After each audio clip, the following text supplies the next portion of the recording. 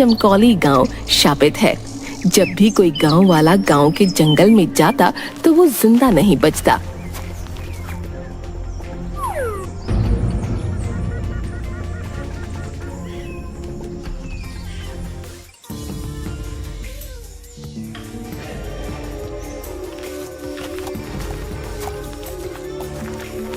एक दिन गांव का चंदू किसान अपनी गाय के साथ जंगल के रास्ते होते हुए गांव जा रहा था। अरे रात काफी हो गई है, मुझे जल्दी निकलना चाहिए था, लेकिन ये गौरी जंगल में चरने लग गई और देर हो गई। गौरी, अब चल जल्दी से, इस जंगल में बहुत अनहोनी घटनाएं होती रहती हैं। चंदू डरता हुआ अपनी गाय के साथ थोड़ा आगे बढ़ता है तो उसे पेड़ के नीचे एक बुढ़िया घूंघट ओढ़े दिखाई देती है, जो देखने में काफी डरावनी लग रही होती है।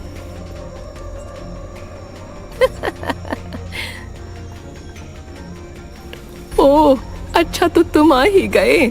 अच्छा हुआ कोई तो इस जंगल में आया। बहुत दिन हो गए किसी इंसान का खून नहीं पिया। आज तो मजा आ जाएगा, शिकार खुद चल कर आया है। कौन हो तुम? हमें जाने दो, हमको अपने गांव जाना है। ये सब सुनकर चंदू बहुत डर जाता है और वहां से अपनी गाय के साथ भागने लगता है।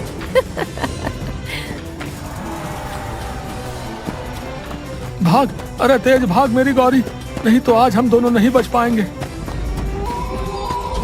तभी वो घूंघट वाली बुढ़िया उसके सामने आ जाती है।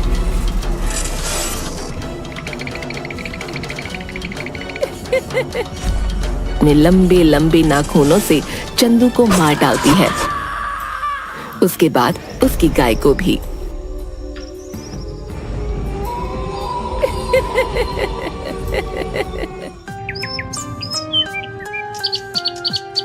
अगली सुबह ये खबर गांव वालों को पता चलती है।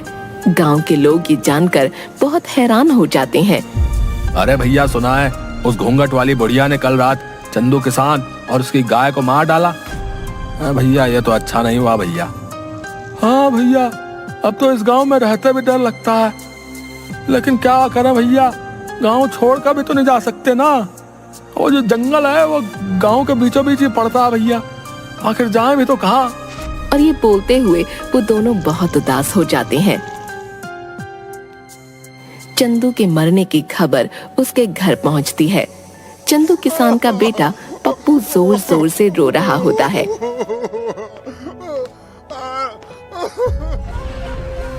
अरे अरे, अब बस भी कर दे रोना तू। तेरा बाप तो तुझे छोड़कर चलता बना मेरे ऊपर।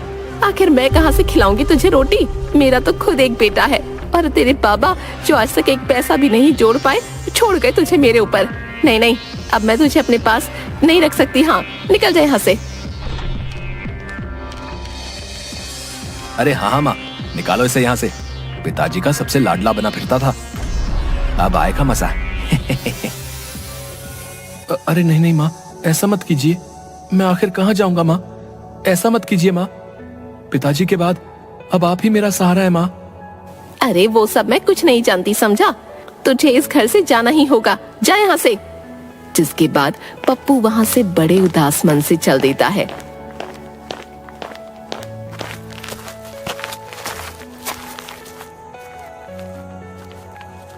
चलते चलते वो गांव के उसी जंगल में आ जाता है। जैसे ही पप्पू अंदर जंगल में जाता है, उसे डरावनी आवाजें सुनाई देने लगती हैं। वो बहुत डर जाता है। अरे अरे, ये कैसी अजीब सी आवाज है, मुझे तो बहुत डर लग रहा है। हे भगवान, इस गांव से बाहर जाने का एक यही रास्ता है जो जंगल से होकर गुजरता है। हे भगवान, मेरी सहायता कीजिए, अभी तो मुझे बहुत भूख भी लगी है। हाँ। और जिस ओर से डरावनी आवाजें आ रही होती हैं, उस ओर चल देता है। तभी वो देखता है कि वहीं पेड़ के नीचे घूंघट में एक बुढ़िया बैठी है। आ गया तू, अब मुझे एक नया शिकार मिल गया। उसकी ये बात सुनकर पप्पू काफी डर जाता है। हे भगवान, अब मैं क्या करूं?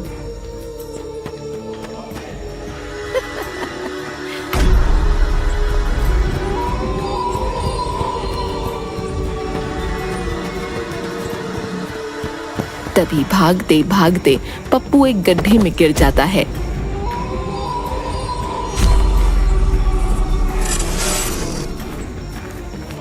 जैसे ही पप्पू उस गड्ढे में गिरता है वो एक ऐसी जगह पहुंच जाता है जहां बहुत रोशनी होती है। काफी बड़े बड़े पेड़ होते हैं और उन्हीं पेड़ों के पास एक बहुत ही सुंदर नदी होती है। वहाँ आसपास अलग अलग तरह के पक्षी और जानवर घूम रहे होते हैं। सबको देख पप्पू हैरान रह जाता है। अरे ये मैं कहाँ गया हूँ? ऐसा अजीब सा जंगल तो मैंने कभी नहीं देखा।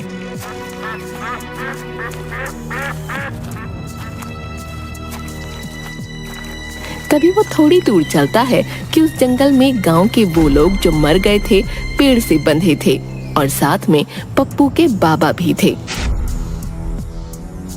पप्पू ये देखकर हैरान रह जाता है और अपने बाबा के पास आ जाता है।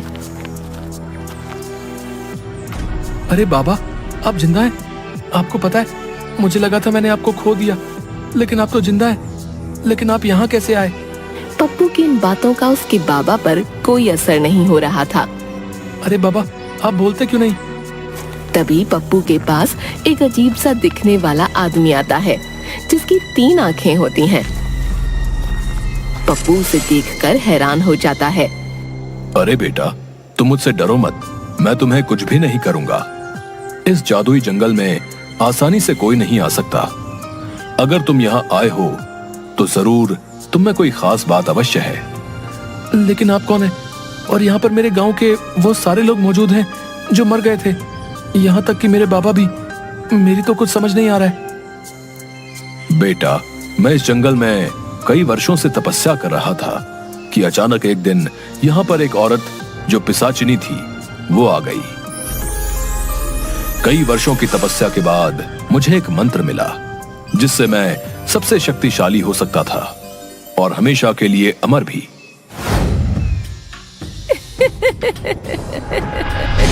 लेकिन इस बात की खबर उस पिशाचिनी को लग गई और यहाँ मुझे मारने आ गई। मैं पिशाचिनी हूँ। मुझे पता चल गया है कि तेरे पास वो जादुई मंत्र है। मुझे वो जादुई मंत्र बता, मैं इस दुनिया में अमर होना चाहती हूँ। उस समय अगर मैं पिशाचिनी को जादुई मंत्र नहीं बताता तो वो मुझे मार डालती, इसलिए मैंने उसे वो जादुई मंत्र बता दिया। लेकिन क्योंकि वो एक पिशाचिनी औरत थी, इसलिए उसे अमर होने के लिए उस जादुई मंत्र के साथ साथ कुछ लोगों के खून की भी जरूरत थी, जिनका खून पीकर वो अमर हो सकती थी। तब से ही पिशाचिनी अपना भेष बदलकर अलग अलग गांव में जाती है और लोगों को मारकर उन्हें यहाँ इस जंगल में ले आती है और उनका सारा खून पी जाती है।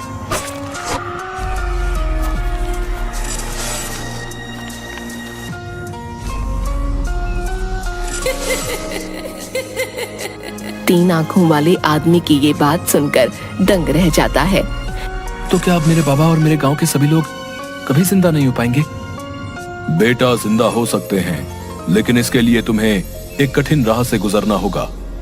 वो घूंघट वाली औरत ही पिशाचिनी है जो तुम्हारे गांव के लोगों को मारा करती है। अब बस उसे कुछ ही लोगों के खून की जरूरत है, जिसके बाद वो उस जादुई मंत्र से अमर हो जाएगी। अगर ऐसा हुआ तो तुम कभी भी अपने पिता और बाकी गांव वालों को कभी जिंदा नहीं कर पाओगे। सिर्फ एक ही रास्ता है जो उस घूंघट वाली पिशाचिनी को अमर होने से रोक सकता है, लेकिन राह बहुत कठिन है। मुझे वो राह बताएं। मैं अपने बाबा और गांव वालों को फिर से जिंदा करना चाहता हूँ। बताएं मुझे क्या करना होगा। तभी वो 3 आंख वाला आदमी पप्पू को एक जल का लोटा देता है। पप्पू, इस सिद्ध जल के कलश को लेकर तुम्हें उस पिशाचिनी के पास जंगल में जाना होगा और जिस वृक्ष के नीचे वो अपने शिकार का इंतजार करती है, उसी वृक्ष के ऊपर एक उल्लू निवास करता है। उसी उल्लू में उस पिशाचिनी के प्राण हैं। अगर उस उल्लू के ऊपर तुम इस सिद्ध जल को छिड़क दो तो उसका अंत निश्चित है। आप मुझ पर भरोसा करें, मैं अपने बाबा और गांव वालों के लिए अपने प्राणों से खेल जाऊंगा। कलश लेकर तो तुम जाओगे, लेकिन ध्यान रहे, ये कलश अगर गलती से पिशाचिनी ने छू लिया तो इसकी सारी शक्ति खत्म हो जाएगी। एक बात और, ये काम तुम्हें सूर्यास्त के वक्त ही करना होगा। अगर उस पहर से पहले तुम काम न कर पाए तो रात होते ही उल्लू वहां से उड़ जाएगा। उसके बाद उसका पता लगा पाना बहुत मुश्किल होगा। आपकी कही सब बातों का मैं ध्यान रखूंगा। अब आप मुझे आज्ञा दें। तुम अपने कार्य में कामयाब होकर लौटो। सभी का आशीर्वाद तुम्हारे साथ है।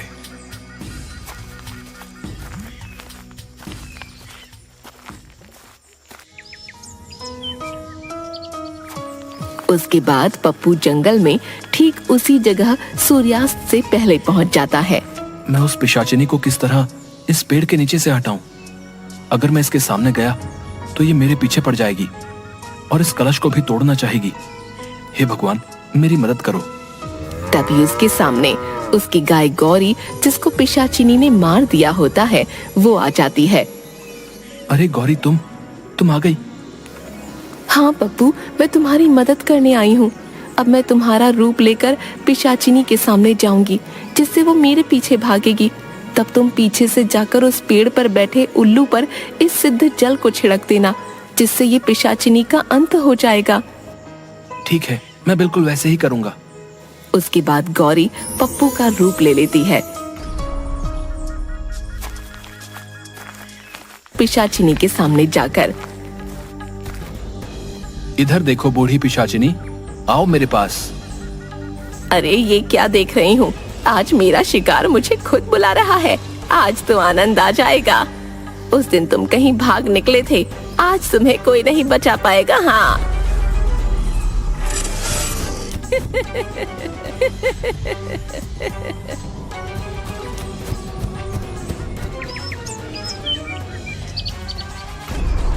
सूर्यास्त होने ही वाला है। यही वक्त है जब मुझे उस उल्लू पर जल छिड़ककर इस पिशाचिनी का अंत करना होगा। पप्पू झट से उस पेड़ पर चढ़ जाता है और देखता है कि एक बहुत भयानक सा उल्लू पेड़ की डाल पर बैठा हुआ है। पप्पू कलश से जल उस पर छिड़क देता है, जिससे उल्लू जलकर खाक हो जाता है। और वहीं दूसरी ओर पिशाचिनी गौरी के पीछे भागते हुए जलने लगती है। अरे ये क्या हो रहा है? मेरा शरीर कैसे जल रहा है? धोखा, मेरे साथ धोखा हुआ है। नहीं, किसी को नहीं छोड़ूंगी। बचाओ।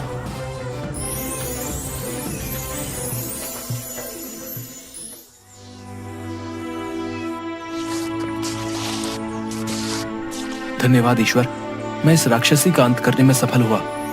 उसके खत्म होते ही पप्पू के बाबा और सभी गांव वाले उस 3 आंख वाले आदमी के साथ वहां आते हैं, जिन्हें देखकर पप्पू बहुत खुश हो जाता है।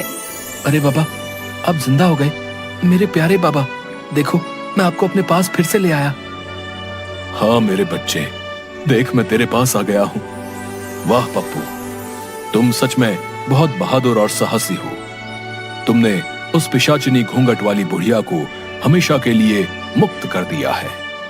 अब वो बहुत दूर जा चुकी है।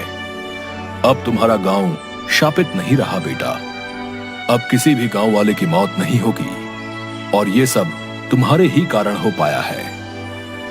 ये सुनकर वापस जिंदा हुए सारे गांव वाले भी पप्पू का धन्यवाद करने लगते हैं। मुझे माफ कर दो पप्पू, मैंने तुम्हारे साथ बहुत गलत व्यवहार किया। मेरे मन में आपके लिए कोई कड़वाहट नहीं है माँ। देखो पिताजी अब हमारे साथ हैं, हम सब अब साथ रहेंगे। अरे वाह बेटा, तुमने जो हमारे लिए किया वो कोई नहीं कर सकता था। तुम वाकई ही हमारे गांव के नायाब हीरे हो। हाँ, हम तो तुम्हें पाकर धन्य हो गए बेटा।